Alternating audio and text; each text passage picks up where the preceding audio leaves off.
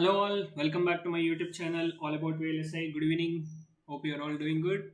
And my voice is I think my voice is audible and my screen is visible, right? So let us start today's session. So before starting the session, please make sure that you have subscribed to our YouTube channel all about VLSI. Okay. Yeah. So let's start this session. So in this session, we are going to start with the topic called sum of products and product of sums. Okay, so we are going to discuss about sum of products and product of sums. Okay, now let us start with the topic. So basically, let me share my screen.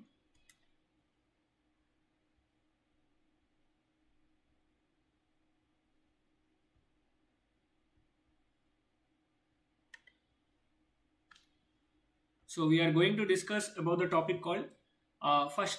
So basically, any Boolean expression can be represented, or any Boolean function can be represented in two forms. Okay, so first type of form is called sum of products.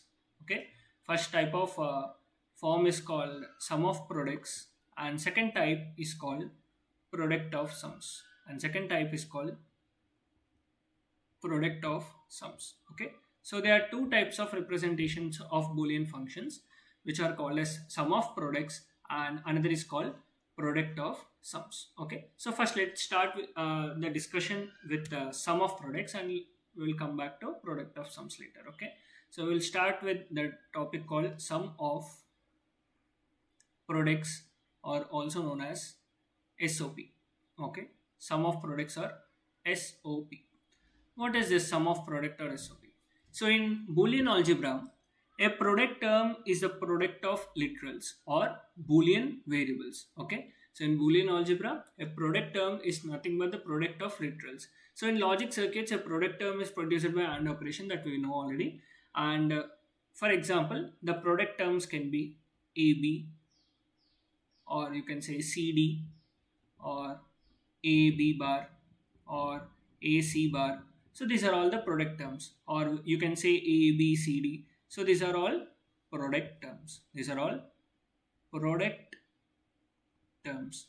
So basically these are all product terms, and which can be generated using AND gates. Okay, which are given by AND gates. Okay, so these product terms are generated by AND gates. So when two or more product terms are odd, okay, when two or more product terms are odd, okay, odd or ed, or two or more product terms are added, two or more product terms are added. What addition? Boolean addition. Two or more products are added. What type of addition we are doing? Boolean addition between two or more product terms. Then it is called as SOP. It is called as a SOP form, product of sum term. Okay, so when two or more terms are added, when two or more product terms are added, then it is called as a sum of product terms. Sum of product terms. For example, in this case, this is one product term where AB is one product term and CD is one product term. So if we add these two product terms, then it becomes a SOP, AB plus CD. So this is a SOP form of representation of a function, Boolean function, sum of product terms. This is a product term and this is a product term. So we are adding two product terms. It will become a SOP form of representation of a function, particular function. Okay, so this is how we are going to represent Boolean functions in terms of sum of product terms. For example, if we have a black box, let's say we don't know what is inside this black box, and let's say our inputs are A and B and output is Y. So our Y is a function of inputs A and B. So it can be represented like this. Y is a function of A and B. Here the Y is a function of A and B, which can be this, let's say this design adds this A and B. Okay, or let's say this design has three inputs A, B, C. So let's say four inputs A, B, C, D. Okay, four inputs A, B, C, D. So it is a function of A, B, C, D. So Y is a function of A, B, C, D, and which is equal to A, B plus C, D. So this particular design or black box is doing this particular operation. Okay, so the inputs or the function is represented in SOP form. Why SOP form? Product of sum. Product of sum. Okay, it is not product of sum of product. Okay, sum of product. Here SOP means sum of product. Okay, now we are adding the product terms, so it become SOP. Okay, that is what we are discussing. Okay, so this is the representation of SOP form. So in SOP form we are basically adding the product terms. Now let us see product of sum terms, POS form. Okay, now let us see another form of representation which is known as POS form, which is also known as product of sum. Product of sum. What is this product of sum? So in Boolean algebra we have seen the product term is product of two literals, whereas here the sum term is nothing but sum of literals. Okay, so let's say for example a plus b, or a plus b bar, or c plus d. So these are the sum of literals. So in the product of literals, what we have seen, we are multiplying the literals. So it is a product term. But here in the POS form, it is the sum of literals, that is a plus b or a plus b bar or c plus d. So these are known as sum term. Okay, so these are known as sum terms. Okay, now when two or more sum terms are multiplied, I will write it here. When two or more sum terms are multiplied, then we get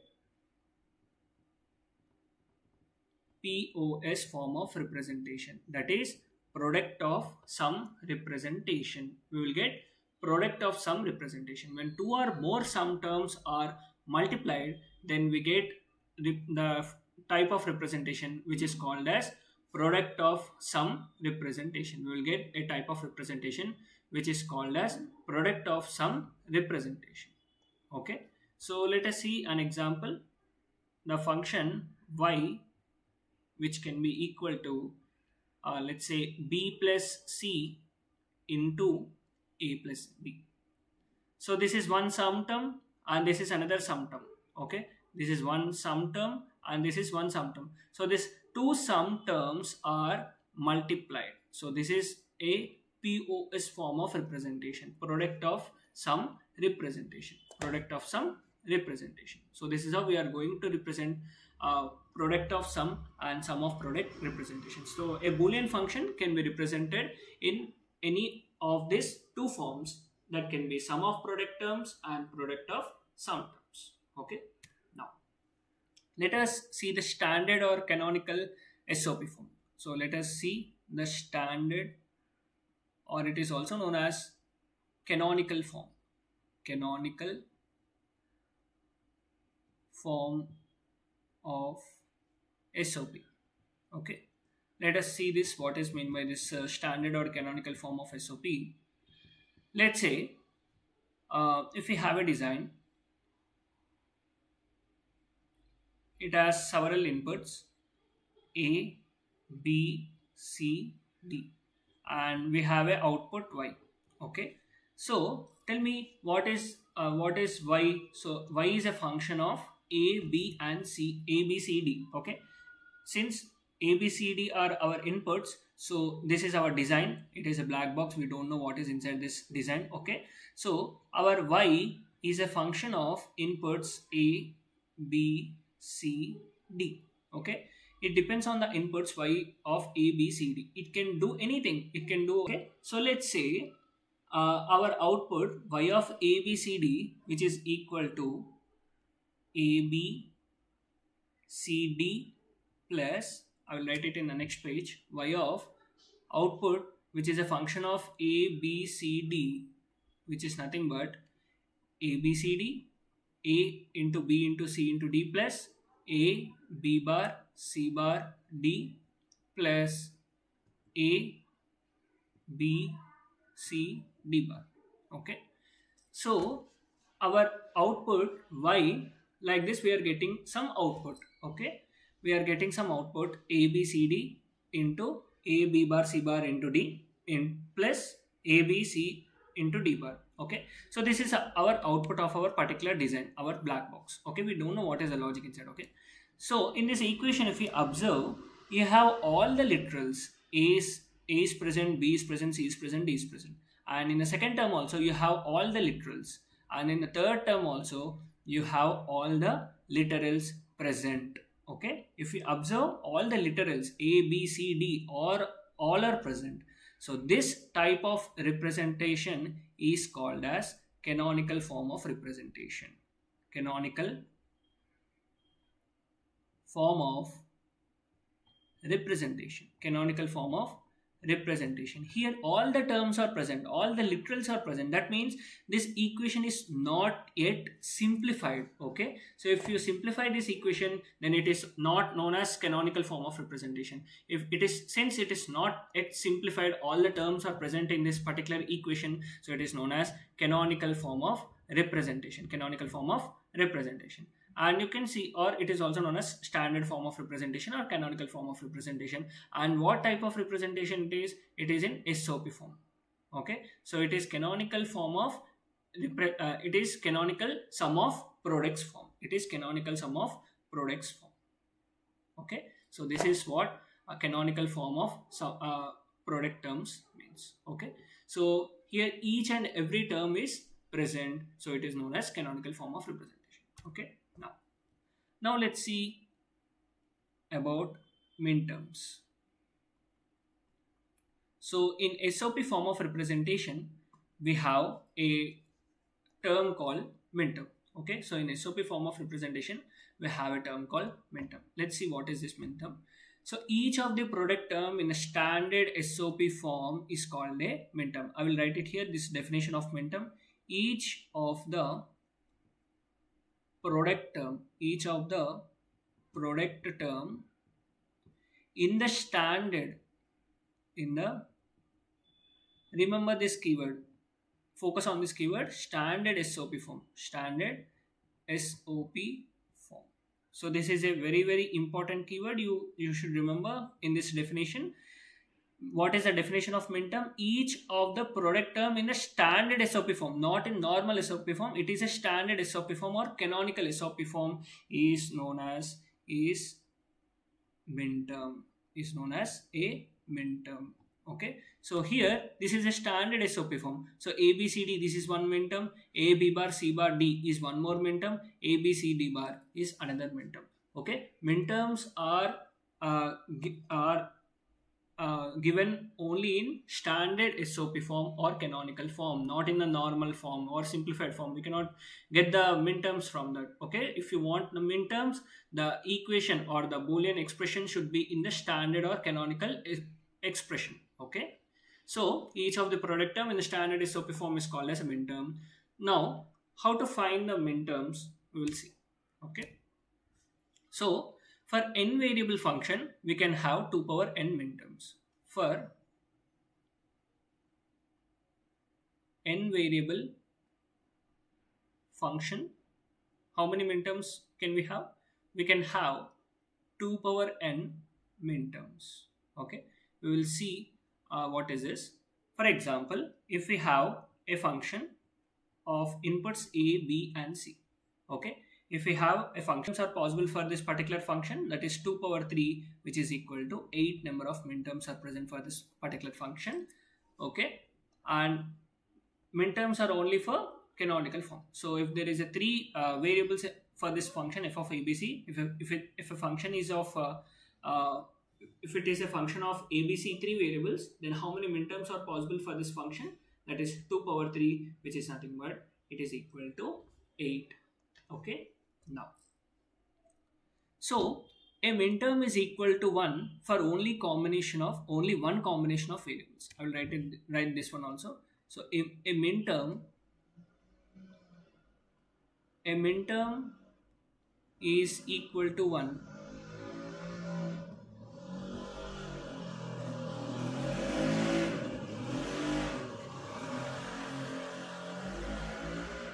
for only one combination of variables. Okay, so this is also very important. A minterm is equal to 1 for only one combination of variables. So let us see one minterm. We have this minterm a, b, c, d. Okay, a, b, c, d. This is our minterm, right? So how when this minterm can be equal to 1? This minterm can be equal to 1 only for the combination of a is equal to 1, b is equal to 1, c is equal to 1, and d is equal to 1. Then only this minterm will be equal to 1.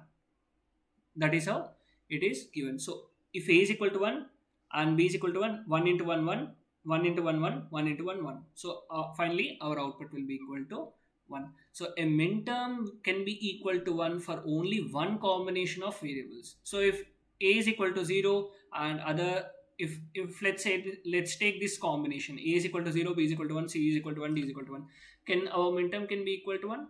No, right? So there is only, the minterm can be only equal to 1 for only one combination of variables. Only one combination of variables. Okay, so this is also one important point.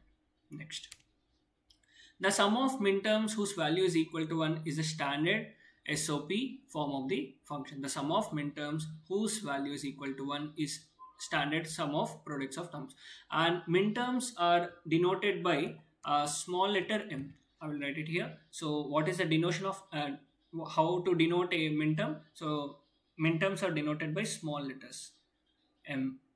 So if m0, m1, m2, so on. Okay, so this is how we are going to represent a minterm, where the subscripts are the decimal equivalent of the binary number of the minterms. We will see what is meant by this subscript. Okay, so these subscripts are basically the decimal equivalent. These are known as decimal equivalent of the binary number. The subscripts are the decimal equivalent of the binary number. Okay, the subscripts are the decimal equivalent of the binary number. We will see one example to understand it more clear. So for minterms, the binary words are formed by representing each non-complemented variable by a 1 and each non-complemented variable by a 0. Okay, so for minterms, how to create a minterm? So the binary words are formed by representing each non-complemented variable by a 1 and each complemented variable by 0. For example, if we have a, if we want to represent, let's say 1, 1, 0, 0. Okay, so it is nothing but it is represented in minterms as a, b, c bar, d bar. Okay, so this is how you are going to represent a minterm. For minterms, the binary words are formed by representing each non-complemented variable by 1. Okay, each non-complemented variable by 1 and each complemented variable by 0. Here a is 1, b is 1, c is 0, d is 0. So you represent 1 by normal a and 0 by complement c bar. So if it is a c bar, if it is 0, it is represented by c bar. So what is the equivalent for this? 1, 1, 0, 0. And it in the decimal, it is represented as 8 plus 4, 12. 12 means it is decimal 12. So it is represented as decimal 12. So it is also denoted as M12. Okay, this is minterm 12. Okay, this is how you are going to write the minterms for a particular sequence. For example, I will write some of the minterms. Let's say, for example, if we have a function of 3 variables a, b and c. Okay, I will write it here, a, b, c. Let's write the minterms for this. Okay, what are all the possible combinations of this particular variables? 0, 0, 0, 0, 0, 1, 0, 1, 0, 0, 1, 1, 1 0 1 1 1 0 1 1 1. Okay, these are all the possible combinations of ABC. Now, what is the min term for this 0 0 0? It is nothing but we have discussed now only, we have discussed in our previous slide that zeros are represented by complements in the min terms. Okay, so A bar, B bar, C bar. This is the min term of 0 0 0. And what is the min term here? We have zeros should be represented in complemented form, A bar, B bar, C. In SOP form min terms are represented in complement form. Okay, and A bar, B, C bar, and here A bar, B, C, and here A, B bar, C. Here we get A, B, C bar, and we get A, B, and C. So these are the min terms for our all the possible combinations of ABC. So how many min terms we are having? 1, 2, 3, 4, 5, 6, 7. 0 0 0 0 0 1 0 1 0 0 1 1. Okay, I have missed one thing. Here we have 1 0 0, which is nothing but A, B bar, C bar. So total we have 8 min terms. Total we have 8 number of min terms. So remember the formula. So for a 3 variable function, the total number of min terms, that is 2 power 3, which is equal to 8, which is equal to 8. 2 power 3, which is equal to 8. So this is how we are going to write down the min terms of a particular particular Boolean expression. Now, let's say if I have a Boolean function f of a, b, c, let's say it is equal to a bar, b bar, c plus a bar, b, c bar plus a bar, b, c plus a, b bar, c. This is our Boolean function, let's say. Now, how to represent this? How to represent this Boolean function is we can represent it in the form of min terms. So we can represent it in the form of min terms. F of ABC, which is equal to M1 plus M2 plus M3 plus M4. Here 0 0 1 means 1, so M1, M2, M3, M4. So you can represent a Boolean function in terms of min terms also. Okay, you can represent a function in terms of min terms, and also you can represent a function in canonical form by listing the decimal equals. Okay, you can represent a function in terms of canonical form by using the symbol sigma 1, 2, 3, 5. Just represent the suffixes 1, 2, 3 and 4. Sorry, I think this is 5. Okay, so this is how we are going to represent a Boolean function in terms of sum of product terms.